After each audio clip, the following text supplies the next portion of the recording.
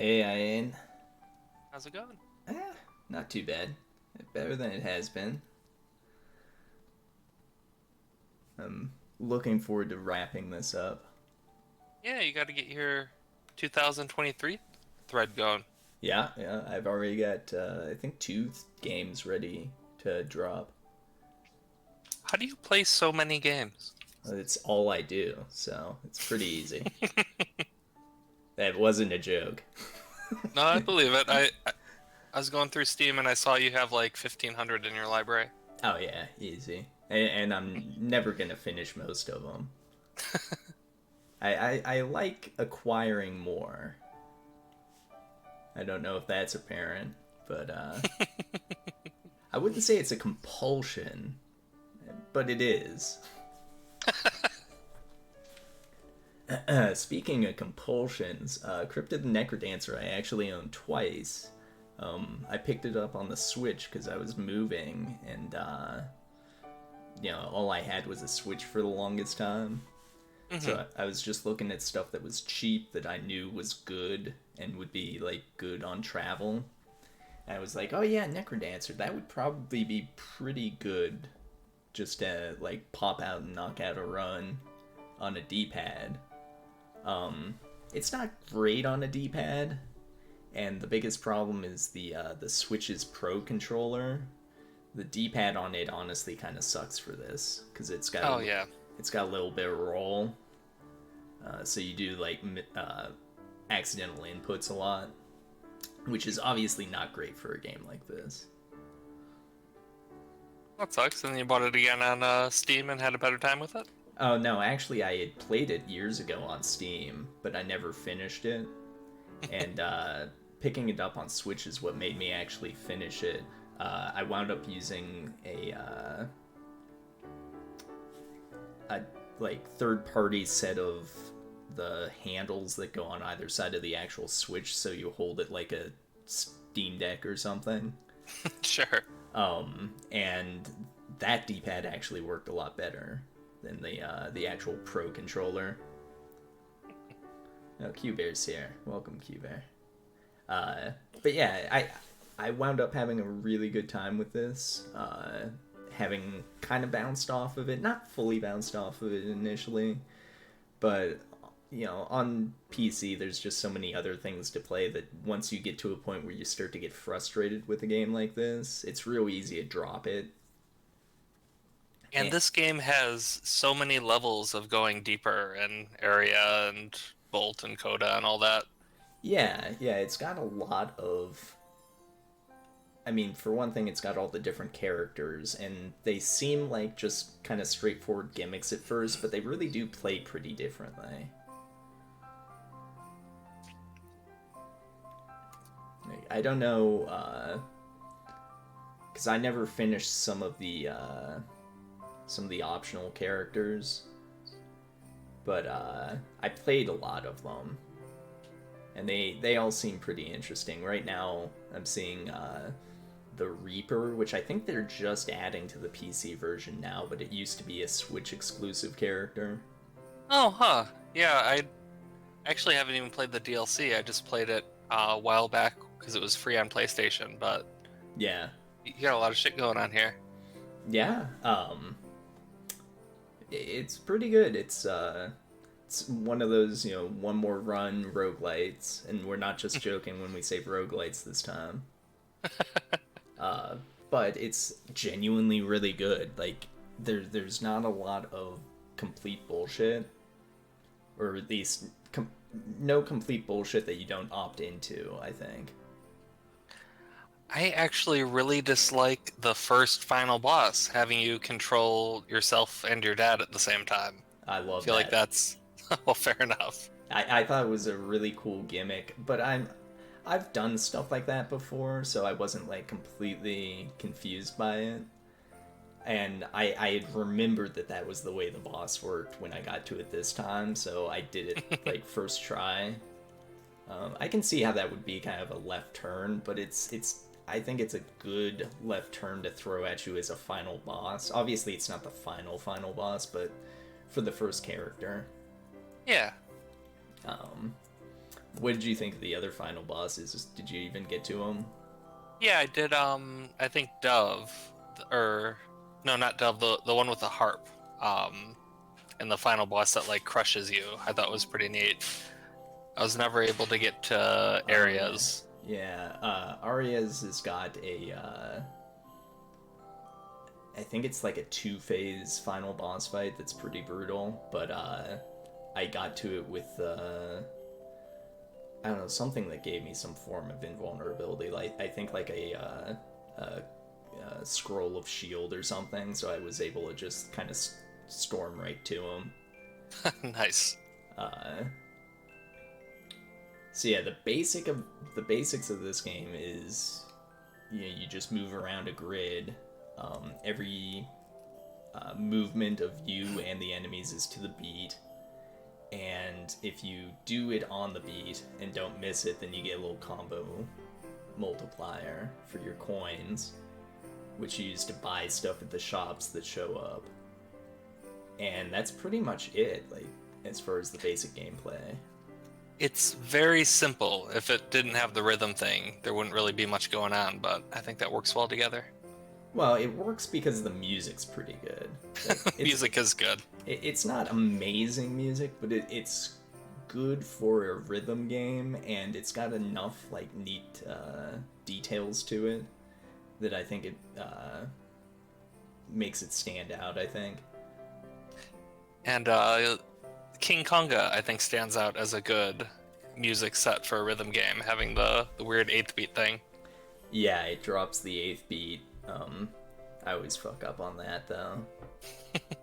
I'm not very musically inclined, so and I have no rhythm. But I was able to get through most of this just by getting used to tapping at this correct timing. Well, there you go. You're good at rhythm games. It's not really rhythm though, because if it changes at all, then I'm screwed. This is a DLC character, so you never played the DLC, so I don't think you've even seen her. I've seen someone play this character a lot. The vampire bat with a little cutlass. Yeah, it's Nocturna or something. Yeah, she seems like she has a cool boss. Well, and well, I think her final boss is like a 3-phase boss. Yeah, there's a lot going on. But it wasn't too bad, especially since I did her after Arya, which was a week-long crusade to try and finish that campaign. And you've still got like Coda to do, and just insane. I haven't even unlocked Coda. You have to do all characters, an all characters run to unlock Coda. Yeah, that's probably never happening. There's a new DLC out, apparently, but it hasn't come to Switch yet, and I don't have the first DLC for PC, so I don't know what I would do to play it, if I would get both DLCs for PC or just wait and get it on Switch. I don't know. Honestly, like, I don't know how much more content this game can take. Because it gets kind of complicated once you start dealing with like the itemization and the fact that you can relock stuff. Yeah. And then the way they like the first DLC added a whole new zone for all of your runs to make it that much harder, and I don't know how much more like they want to stack that on. Well, the 5th zone honestly isn't that much harder. It's just kind of honestly, it's probably my favorite zone. It's got the whole gimmick with the conduit that runs along the floor, and if you're standing on it, then you all your attacks kind of chain to adjacent enemies, so you can wipe out a lot of shit in one hit, and then also enemies that are standing on it get empowered, so you have to like bump them off of it in order to damage them. And there's enough other stuff going on with it that it ends up being pretty fun. Okay. Obviously, it doesn't work if you're flying, so if you have like the boots of levitation or you're in bat form as Nocturna, then you basically are not getting that advantage. One kind of cool thing about the game is the lighting system, because it's got a fog of war, and enemies can be like hidden, like in other rooms. But depending on like the torch you have, you can kind of see into other rooms, but it also activates enemies earlier. Yeah. It's kind of a neat balancing factor. Yeah, they made the torch more than just a stick to put sticks on. Yeah. What did you think of the glass equipment? I liked it. I thought it was great to pick up early and just see how well I could go with it, but I would kind of avoid it in later parts of runs. Yeah, I thought it was interesting that if you like broke your glass stuff, it would turn into a glass shard. I didn't remember that from the base game, but it might have been. Yeah, so at least you have some weapon. Yeah. Well, and it also works as your shovel if you had a glass shovel. Yeah. You can dig with it, but I think it just digs the basic tile and that's it. Which honestly isn't any different from the base shovel, I don't think. No, that sounds about the same.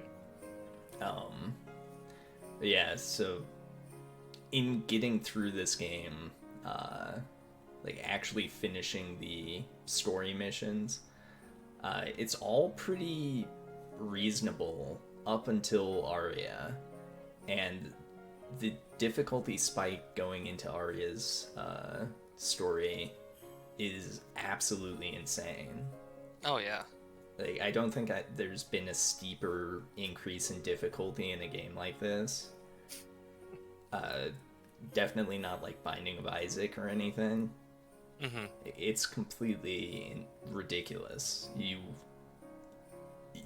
die if you take any hit.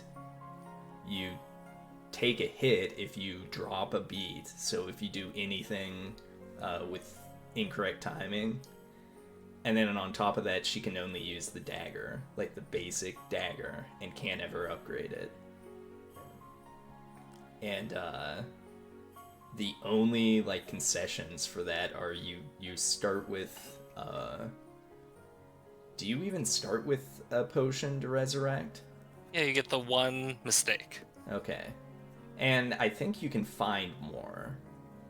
Yeah, and there's always one in Zone 4. Yeah, but she starts in Zone 4 and works backwards, so that barely helps you. Yeah. Were you able to get your head around Bolt, the guy who's just double time? No, I never even gave him an honest attempt. I'm just too slow. I have enough trouble with some of the patterns, because the whole thing is, you're dancing around the patterns of the enemies, and trying to line yourself up so that you can land a hit and then move away. Bump Stray up. Stray deserves number 1. Get out of here, Jenny. You're cut off. No, I never gave any. I think I did like 1 or 2 of the optional ones of the optional characters, but they were, I think, the easier ones. Like I did. Is it Eli, the bomb guy? Yeah, bomb guy. I saw you were playing as Mary a little bit. I did not do very well as Mary. Seems hard, yeah. Yeah, it's pretty tough. I mean, it just kind of forces you to do things that you don't normally do, or do things in a way you would never think to do them, because you're constantly protecting. It's like an escort quest in a roguelike. Yeah. And then I think the other one that I actually finished was Monk, which is probably the hardest conceptually, because his gimmick, if somebody doesn't know, is he dies if he touches any gold, and all the enemies drop gold. So you have to figure out a way to either not walk over a tile you've killed an enemy on ever, or destroy the gold so that you can move on. And there's a couple ways you can handle that. And he's not like a terrible character otherwise, but it's an instant death and nothing can save you from it. So yeah, it's just so punishing to look away for a half second and not even look there goes away. the run. not even look away because you're so instinctual to go after the gold or to just keep moving after killing an enemy. Like, you don't even think about the fact that there's gold that piles on the ground because you're almost never like consciously going towards the gold anyway. You're just kind of assuming you'll keep getting it. Yeah. Yeah, it was brutal, but I finished it. I thought that was pretty fun because there's some tricks that you come up with, like the fact that if you make a big enough gold pile in one tile, then a leprechaun will spawn and grab it and run away, and you can try and kill it for a charm.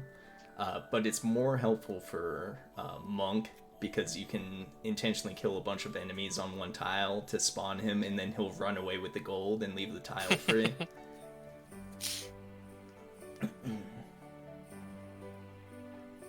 There's all these extra modes too, like there's this mystery mode that seems kind of dumb and silly.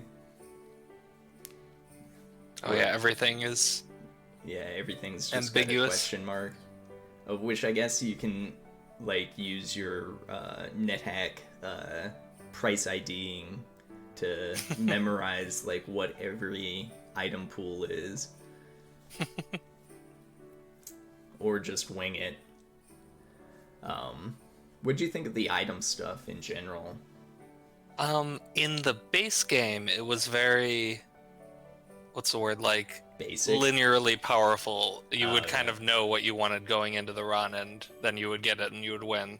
So I think that was solved a little bit in the expansion, especially making the Ring of Phasing its own mode instead of an item that could just easy mode a run for you. Yeah, there's definitely a little more variety in, like, the weapons especially. One thing I liked is they added stuff like what is it? A cutlass or something? The parry thing? Yeah. So and it basically made it so that you could just, like, attack into certain enemies and not have to constantly do a dance with them, which was pretty cool. I take that. And then they added... I'm trying to think. There's the heavy glass armor, which is just glass armor, except it saves you from 3 hits. Nice. I think they mostly added that so that Arya's mode would be remotely doable. And I know they gave you a torch with extra damage on it and stuff. Oh yeah, there's a couple just random equipment items that have plus damage on them. Really... I mean, it's nice, but I guess they felt like you didn't have near enough damage in the base game or something. Maybe those are just for Arya too, helping out the basic dagger. Yeah, but I mean, honestly, it probably helps it out a little too much because a lot of her item pool is just emptied out. So you're almost guaranteed to get a bunch of the plus damage equipment and the glass armor. So yeah, it's not as hard as I was making it out to be, but it's almost as hard as I was complaining about. Did you play entirely one-handed mode with the combining left and right and up and down to... No, those... I really did not like that, like, control mode. I just put my items on different buttons. Yeah. I don't know how people can stand that, because I kept accidentally doing it when I had the controls enabled. I forgot that system even existed. I thought I was just, like, fat fingering the bomb button or something. Like, when I first started playing it on Switch, apparently it's on by default, even though so are the other buttons. Yeah, pretty annoying. A thing I think this game does really well is have just enough, like, weird variation stuff. Like, every once in a while you get a green bat, or there's a giant slime, and if you're doing a bunch of runs, having just having that much, like, not game-changing, but unique things happen. Yeah, the mini-boss thing is interesting, because there's so much variability in the difficulty of them. It's kind of crazy, honestly, like how much harder the dragons are, especially the red dragon, than almost any other mini boss. Even though the red dragon can show up like from the second stage on, I think. Yep. Uh, yeah, it's just tough to keep track of. It's so tough they had a whole tutorial teaching you specifically how to deal with red dragons, like how to dance around them and not get hit by the fire breath. Did you do any of the like optional like little tutorial mission things? Yeah, those were cool. The Dragon Dance one really stood out as being helpful once I got back into the actual game. Did they have the shopkeeper killing tutorial in the base game? I don't Yes. remember. Oh, okay. They give you a bunch of shopkeepers, a bunch of different items and stuff. Yeah, to teach you like all the different ways you can murder a shopkeeper and get away with it, which I almost never do, just because it's usually not even worth it, honestly, unless you're going for like a high score, which I don't do. I don't do the dailies or anything. Well, every once in a while, they've got the evil shopkeeper show up who makes the music all weird and automatically attacks you. Yeah, kind of annoying. I hated that in Spelunky. In Spelunky, it would just be like completely stupid. You would got just like, spelunked. yeah, fuck that. Oh god, the fairies. Were they in the base game? I never remembered. I didn't remember them from the base game. You're talking about the things that just fly at you and you let them run into you for a little bit of healing? Yeah, they seem really annoying as Arya.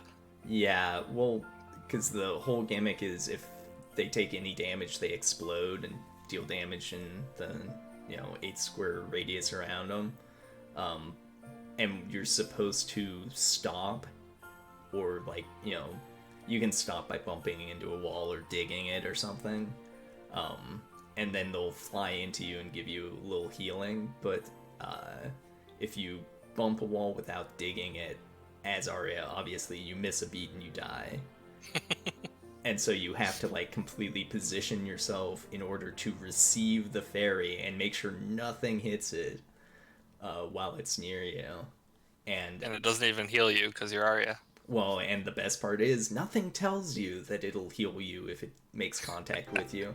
So one of them died, like, I hit one with a ranged attack or something when I first encountered it, and I didn't remember the enemy at all. So I was like, oh, those things are like flying bombs that suicide into you. I was like, I gotta keep an eye out for those fuckers and snipe them as soon as possible. And then I started doing Arya, and I was like, how do you deal with these with just the dagger? Do I have to throw it if I don't have like a bomb or something? And I was like so pissed off with it until I accidentally was like running away from one, trying to get to a jump pad to get some more distance. And I moved wrong and dug a wall, and it flew into me, and I was fine. And I was like, oh, okay. Really wish something had informed me of that. Pop-up tutorial taking you to a small gray room to absorb 3 fairies. I would have loved that for the fairies, yes. The alternative was what I went through, so... Give me the Doom Eternal cutaway, by all means. Maybe that would have been a good like little puzzle tutorial level. They just have a bunch of them flying at you. Well, they do have like the shop where you can unlock common enemies to practice against, which none of them are really that complicated, I guess. And I don't know. I just never felt the need to go practice anything, even the regular bosses.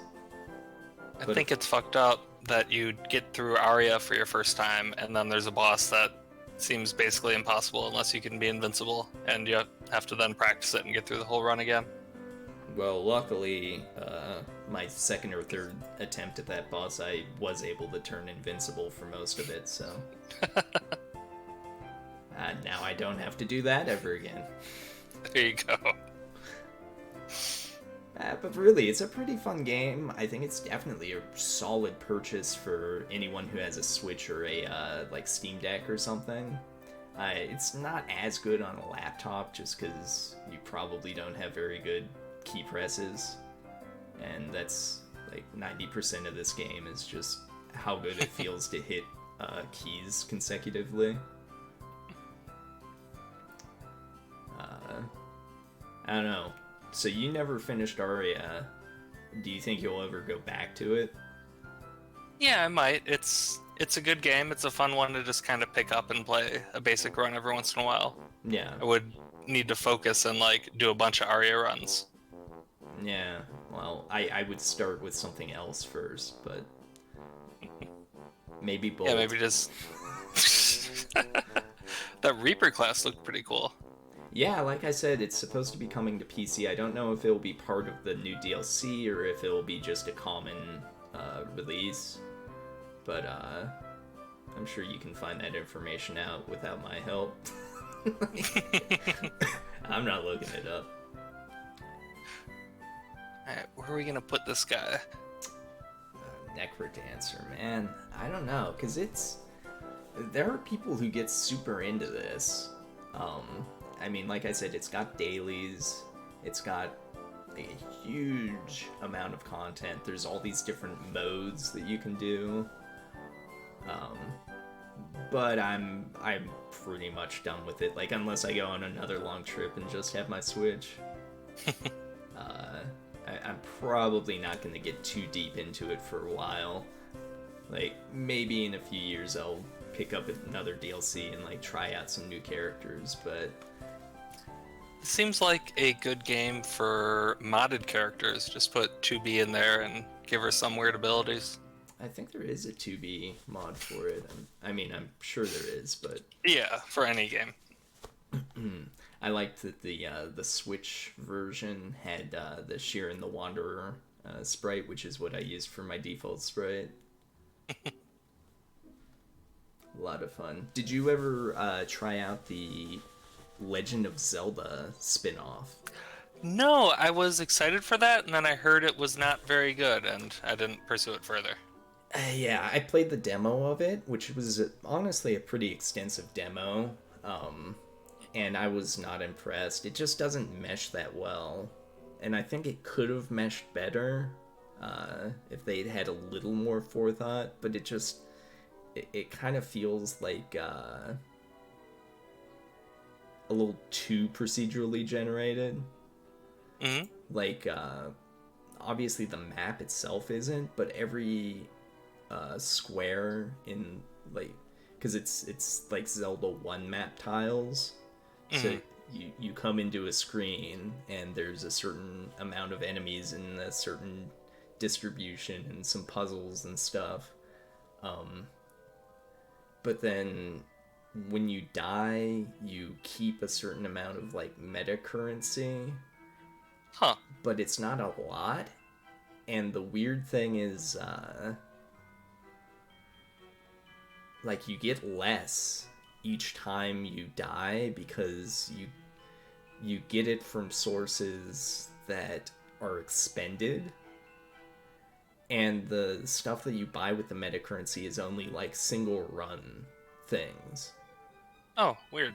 Like, it's not permanent stuff. I don't think. It's a lot of stuff like you get to take this item with you into the next run, but it's something that you could have found somewhere else in the game. I don't know. It's tough to explain, but it just wasn't very compelling. The roguelike nature of it seemed really good, and I don't know how much like making it more of a campaign even helps this type of game. Yeah, it doesn't. There you go. Like, nothing about it seemed really bad except for the weird meta currency thing to spawn with stuff, but yeah, I finished the demo and I was like, yeah, probably not gonna even pick this up on sale. Which is disappointing because when I heard about it, I was like, oh, that actually sounds like a really cool idea. But then Yeah. like you, I didn't hear really anything after that. So, and the demo was not exciting. Now, what do you think of the, was it a sequel that they announced that looks like it's a, like, I don't even know what it looks like. It looks like a Punch Out game Oh in the yeah, Necrodancer universe. I'm Synchrony or whatever. Yeah. Um, I I'm curious. Like they made a good game. Maybe that was on accident, but maybe they could do it again. Yeah. But this doesn't look that good. I would love to be surprised. Yeah. Yeah. Hopefully it would be cool. I I don't know. I don't play a lot of rhythm games, just like I don't play a lot of puzzle games, Puzzle games. and then I actually do play a ton of them. But there's certain things that uh, I've always felt like rhythm games could do well. There was this old freeware game that I played. I can't remember what it was called. It was Tendrils, I think. But the whole gimmick of it was that it was a like old dungeon crawler, like first. I think it was a first person dungeon crawler, and so it had like puzzles and riddles that you solved and stuff like that. Uh, and then it had like JRPG combat, but it was as like a rhythm game. So Hmm. the enemy would show up and you would do like a song, on your arrow keys to do damage and block attacks and stuff like that with your different party members. And so if you missed like the up input that was a block for this party member, then they would take the hit and so on. Hmm. And it was a really cool idea, and it but all of the songs were just like stolen like video game songs, so it had like the Donkey Kong Country like water theme and stuff like that, the Super Mario RPG forest theme, and just like random shit like that. Wasn't always a good fit, but it was all familiar, which I think was the point, because it was just like a little free game that somebody made. Yeah. I never found that game again, and I've been pretty pissed off because I don't think anyone but me had ever heard of it. But I thought that was a pretty good use of rhythm game plus other genre mechanics. We need a rhythm game card battler. All right, get out. Get out. I mean, this is a rhythm game roguelike. Like it's like a parody of itself, but it's actually a pretty good game. Yeah, it works, and like you said, I think the music goes a long way to it just being kind of fun to be inside. Yeah. Yeah, I think this is pretty universally accepted as like a solid game, even by, hardened hipsters. I think part of that is that it uses actual OC remix songs. Like they Did you ever actually put on license them.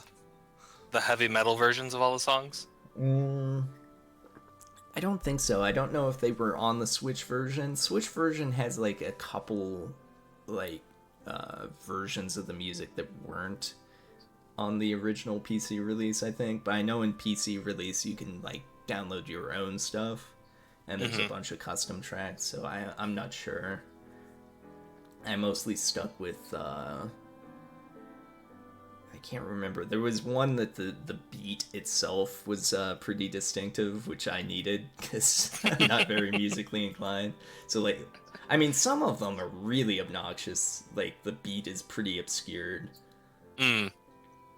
But yeah, I think this is pretty generally well received. I want to compare it to like Sifu, which I liked, but the sort of roguelite ish mechanics of that really dragged it down. Whereas I think they really help Necrodancer. And in Necrodancer 2, you can just play the real game mode right away. You don't have to mess around with diamonds or stages or anything. Right, right. You can always do all stages for any unlocked character. Yeah. You can still unlock characters with all stages, right? Yeah. Yeah.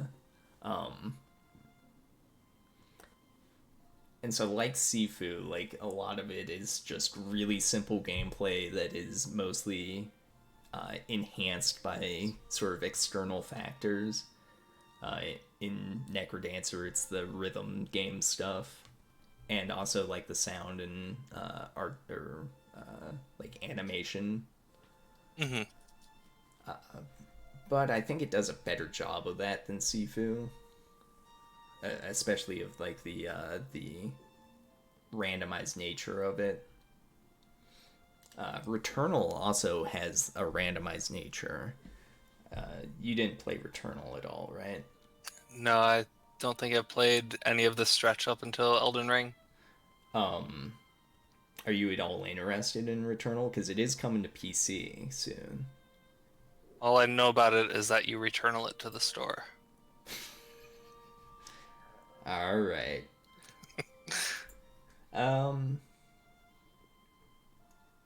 yeah, Returnal's really good if you're into that kind of game, Hmm. and I am generally a little bit more into kind of bullet hell third-person shooters than I am rhythm games. But the extra content in Returnal is kind of lackluster. It's just got the one endless mode, really. And other than that, you're really just like chasing score Mm. after a certain point. Yeah, you were saying you don't like doing that here either. More of like a beat the game than a get a high score type of player. Yeah, I mean, like puzzle games and like rhythm games, uh, there's like a certain class of game. It's not any particular genre, but it's designed for mastery above all.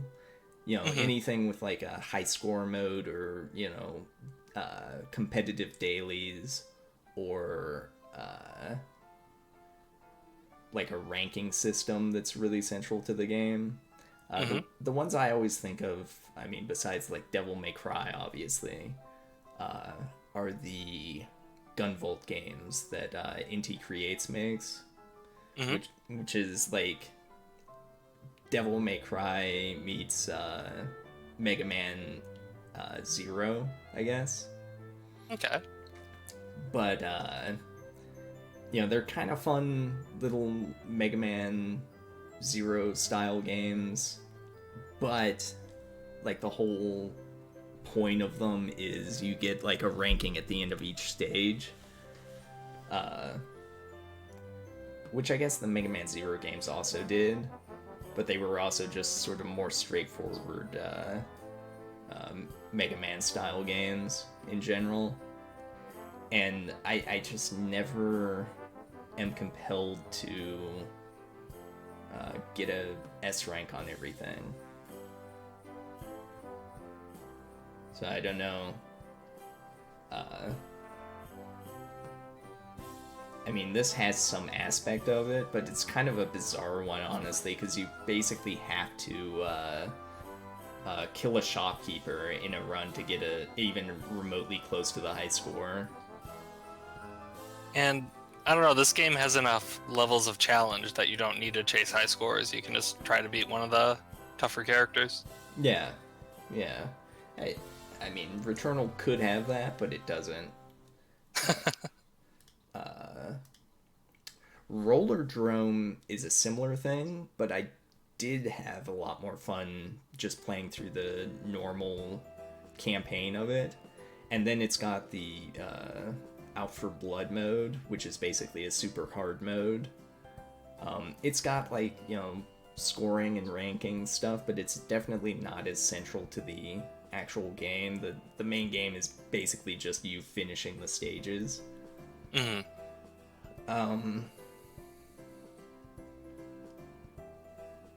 I don't know. I like Tony Hawks with guns. Let's put Necrodancer over Monster Hunter then. Monster Hunter Rise? Yeah, Monster Hunter Rise was not the best Monster Hunter. And I've only played 2. Nice. Crypt of the Necrodancer.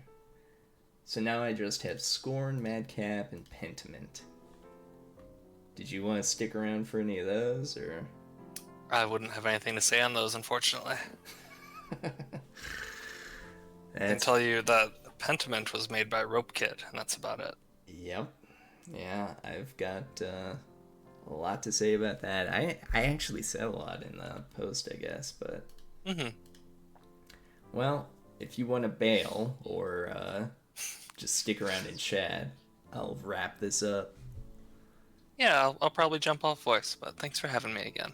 Alright, see you later.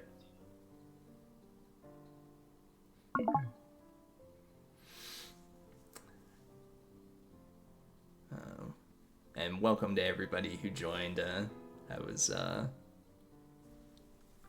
little distracted trying to place this. It is a fun game, it's just, it wears out its welcome eventually. But it took a lot longer than it did for, like, Binding of Isaac or something. I definitely recommend this. Alright, let's just do them in order. So we'll have a big finish. Scorn.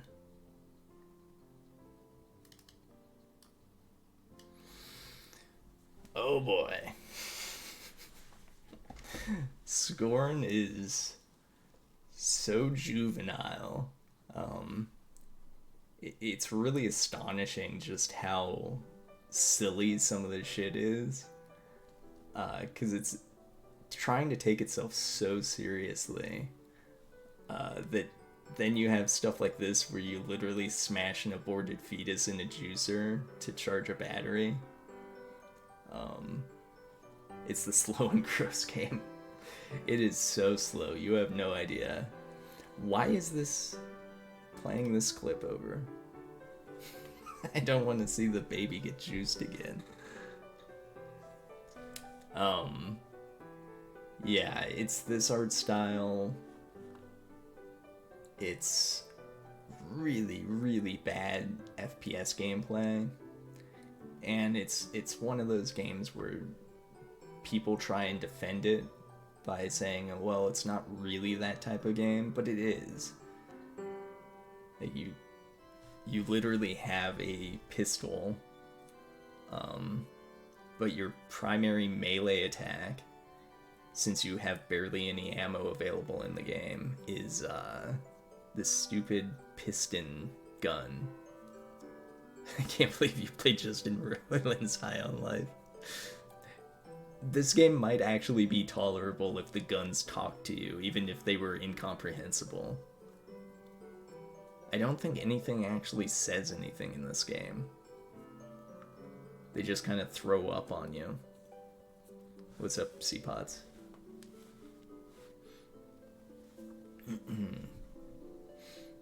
What did you think of Justin Roiland's High on Life? I didn't. I've barely seen any clips of it, and the clips that I have seen happen to coincidentally include the guns yammering at you, which is probably my least favorite part of most FPS games, which is stuff kind of yammering at you while you're doing something. But yeah, the story in this was incomprehensible, but not in an interesting way. It was just in a sort of dumb, not thought through way. You've got the biomechanical guns, which are mostly just slow. It will be your last place. Are you threatening to buy me High on Life, Q-Bear? Don't you do it. I know you've always wanted to punish me for, I think I gifted you a copy of Killing Floor, and then I team killed you a bunch in it. But that's not the way to do it. You already got me back by not returning my copy of Nosferatu. But I got the last laugh because it showed up on Steam years later. I need to send you back that game you sent me along. Don't even bother. Like I said, it's on Steam, and shit got weird with divorce, moving back to Canada. I imagine so, yeah. I did keep it on the shelf as a memory of me. And if somebody ever asks you why you have a shitty roguelite FPS box on your shelf, just be like, there was a guy a long time ago. He played really bad games, and he tried to tell people that they were actually good. Looks like you've saved the last ones for last. No, 2 of the worst ones, and 1 of the best ones. So yeah, Scorn, people say it's not an FPS, so you shouldn't judge it as a bad FPS, but it's got a pistol, a shotgun, and a grenade launcher. They just all suck to use, so... Also, these clips aren't showing my favorite part of the game, which, maybe I can pull that up.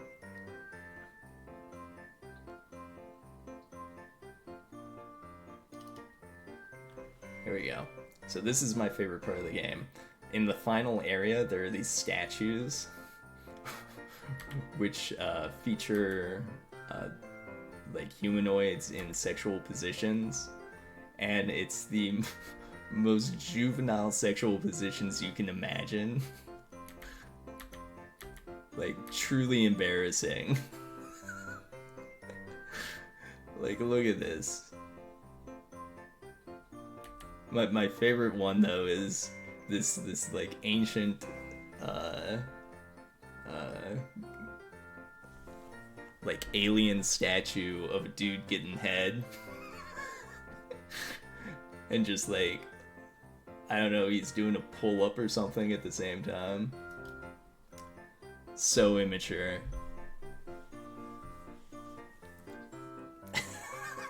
It's so dumb, dude.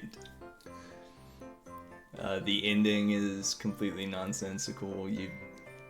For like the last 2/3 of the game, you've got this parasite thing that's like wrapping its arms around you and like ripping a hole in your guts. And it's also serving as your inventory, so it holds any item that you're not directly holding in front of you, since it's a cinematic game.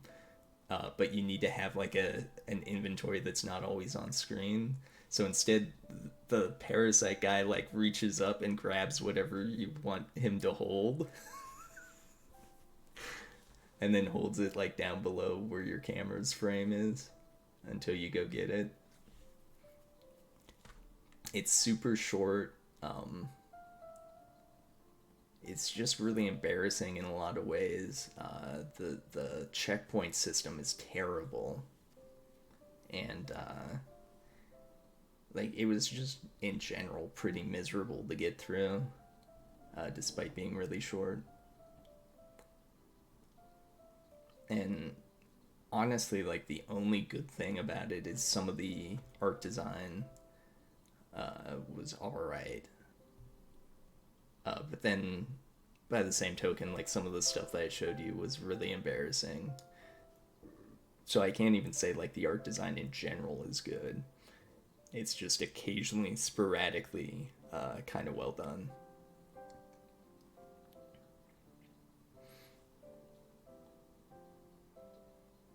It has terrible UI, too. There was the thing that somebody posted in my thread where they saw the stamina bar for your piston gun, which I didn't mention, but you can only fire it twice before it runs out of steam and needs to recharge, except nothing in the game tells you that. So you have to like pop the enemies twice and then run away and hide around a corner or else they'll throw up on you. And your health does not regenerate despite this being a cinematic pseudo FPS. You have to find healing shrines, and they're honestly pretty limited. Like I'm not terrible, but I was taking enough incidental damage that I was pretty much always low on health.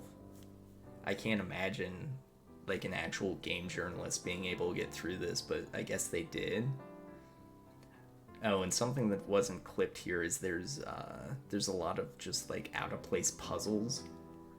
Like there's one point where there's like this giant creature, and you flip a lever, and it causes this big like airport gate terminal to like slice into his guts, and then you walk through it, and inside you find a pillar with a sliding marble puzzle that I guess was just inside his guts the whole time, and you have to solve that. Really dumb.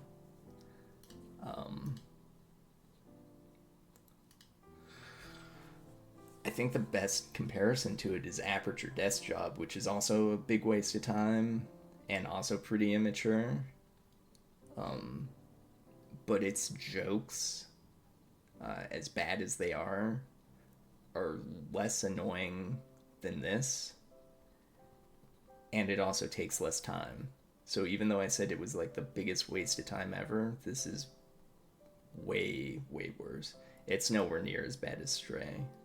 This actually has gameplay, even though it's bad, and it has actual art, and like somebody obviously worked on the animations, which you definitely can't say with Stray.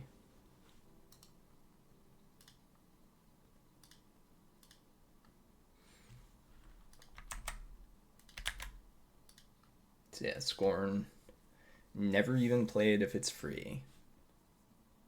That's my endorsement.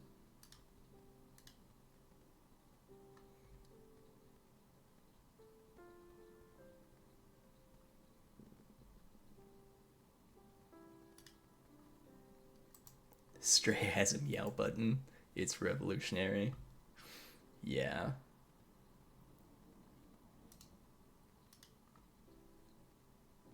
Alright. Mad Cat Mosaic.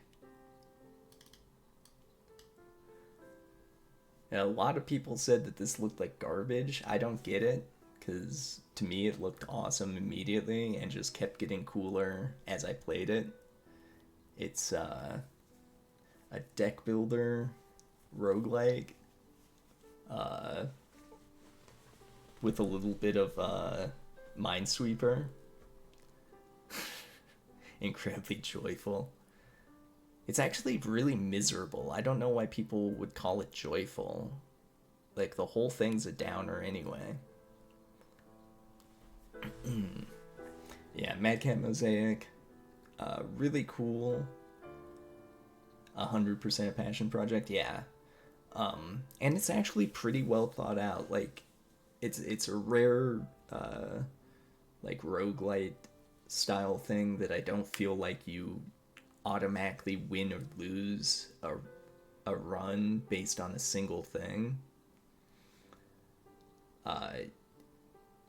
You get a lot of freedom to kind of like build out a build of what your tiles are over the course of a run, and you get to see like which enemies are gonna show up, so you know what their gimmicks are once you've played long enough.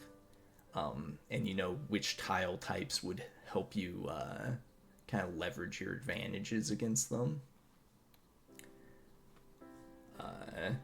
But then there's also like enough randomness. So like in this is the skill tree basically, and every monster you kill, you get to pick 2 tiles to replace any 2 tiles on your current board.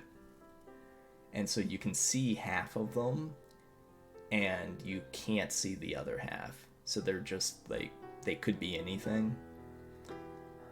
So you see ones that you definitely want that work for your build or your current traits, or your other tiles, good synergies and stuff, and you work towards those and get some random ones that, might help, might not work too well with your build, but you might find, like, moments where you take them.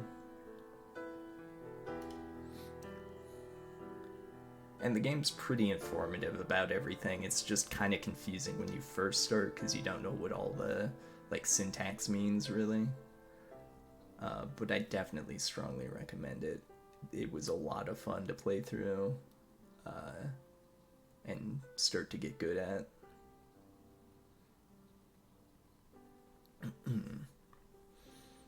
I mean, there's not a whole lot to say without just, like, diving into every single mechanic about it, which is part of the fun of it, I think, is learning all that stuff. So, I think Road Warden's more, I don't want to say important, but it's a safer bet to try and sell somebody on, a single narrative adventure than a, sort of super Minesweeper thing. But I do think it's good enough to be in that vicinity. And Unsoled's just a little too rough. It's got too many rough edges. So Madcap Mosaic. Pretty high. Not the highest, but I do really think this is a good game. The dev's pretty active too. He recently just, like, totally changed up the in-game stuff.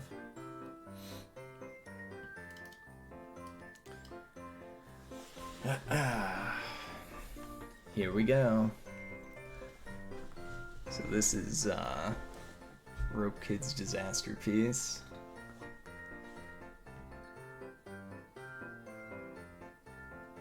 And there's the game Monks, which you remember from Name of the Rose. They were vaguely hinted at in Name of the Rose, but here they're making out because it's 2022 and we don't have to hide in the shadows anymore. Pentiment is just kind of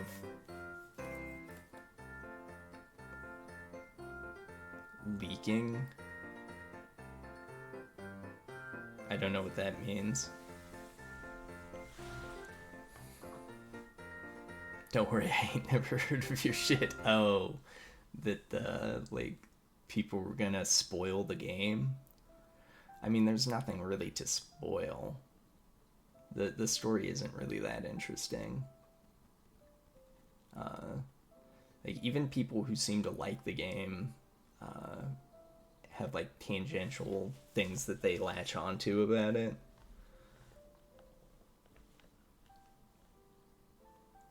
And it really is just a visual novel with a lot of the same problems that Disco Elysium had.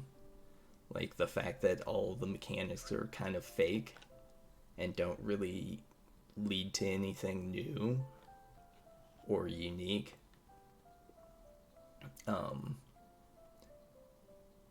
And the writing of the main plot kind of railroading you in ways that seem really inappropriate and lazy. Like, the writing itself isn't terrible, but it's a little too modern, I think.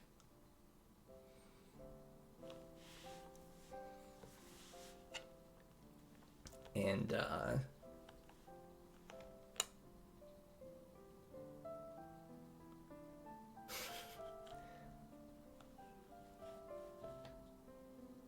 yeah, I'm just watching these clips. It's not so good having limited number of clips on random. I'll take it off random so that they don't repeat as much. But yeah, there were some cute things about it. I kind of like the way that they always highlighted God. Whenever anybody would name drop God, they would write it in red.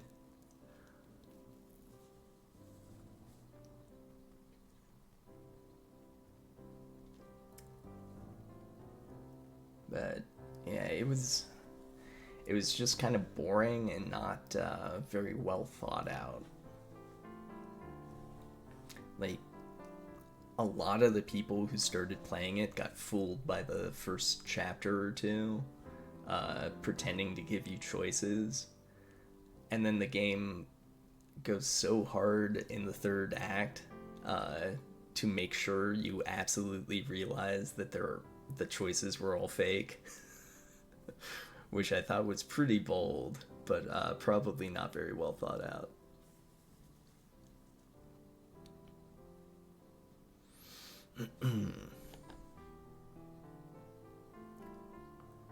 Yeah, the story is not very interesting. The choices are false. The characters aren't great.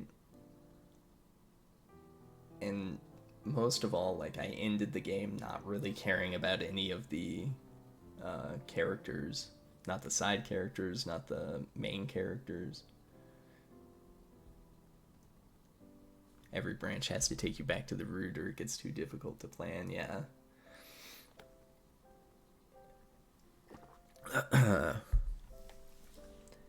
The game really made me think about, like, the nature of dialogue in games like this, where it's always framed as like a list of extremely distinct choices, which isn't really how actual dialogue happens, obviously, like in the real world. So every game with this style of dialogue winds up feeling really stilted because there's really no nuance to any of your reactions or interactions with people. Like, in a lot of the time, it's strictly binary.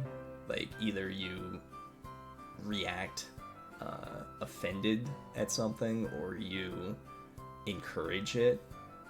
And it's just like a long list of that. And the developers like structuring the rest of the game as a flowchart, which, for all the failings with the like disposition thing where you start out acting a certain way in Road Warden, I think they did the right thing there by just making it like an initial reaction and then you move on.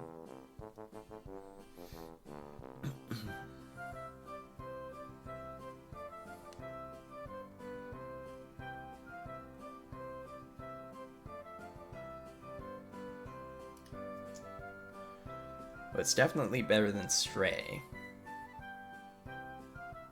But how far can I take this? I think I was more offended by what Scorn did. And as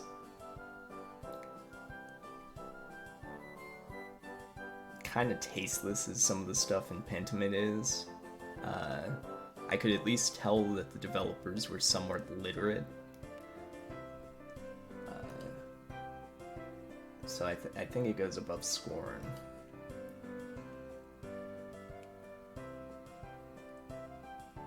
Aperture Desk Job.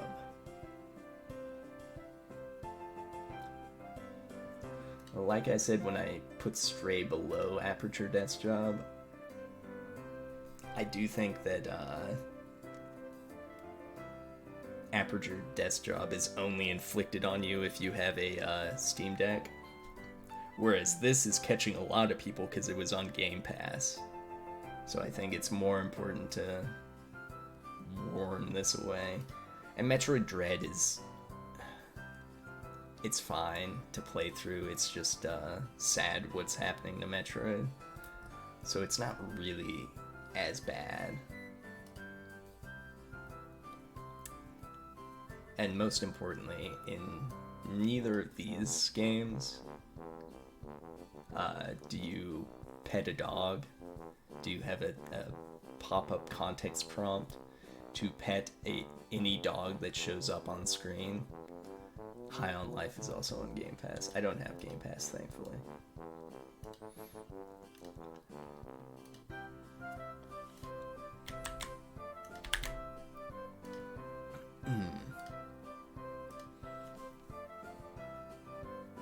They're an IP farm, yeah. Yeah, and honestly, Mercury Stream aren't the worst, but they're not very good. And it's just like they're clearly just throwing the IP away. They don't care about it.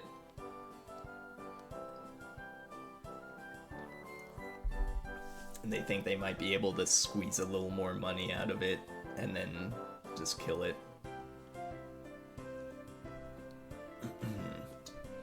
So yeah, Pentiment goes below Aperture Desk Job because this you do to yourself, this a lot of people are trying to trick you into. Same with Stray, but Stray's way worse.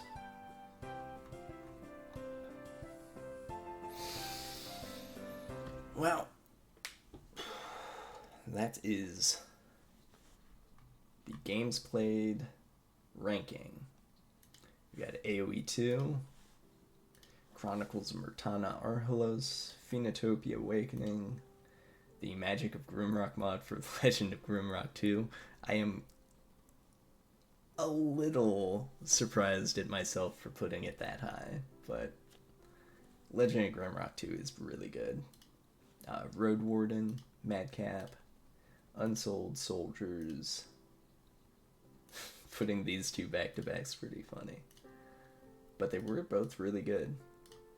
Bionic Commando Rearmed, squeaking into the top 10, on the back mostly of the Power Plant theme.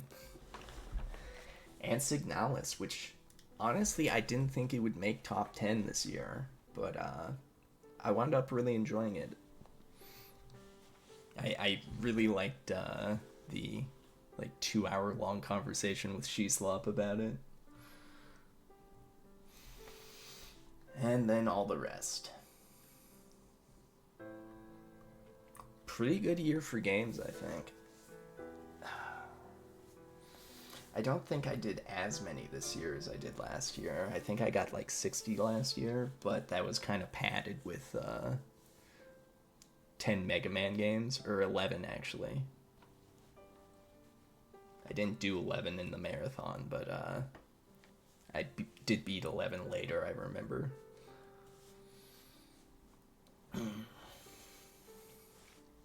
Now that's it. I want to thank everybody who joined me on a ranking to help discuss some of these. Those were all a lot of fun. I might do a separate recommendations stream maybe tomorrow or something if I have time, and see if anybody wants to hop on and tell me what to play this year. But if not, I'll still be playing something.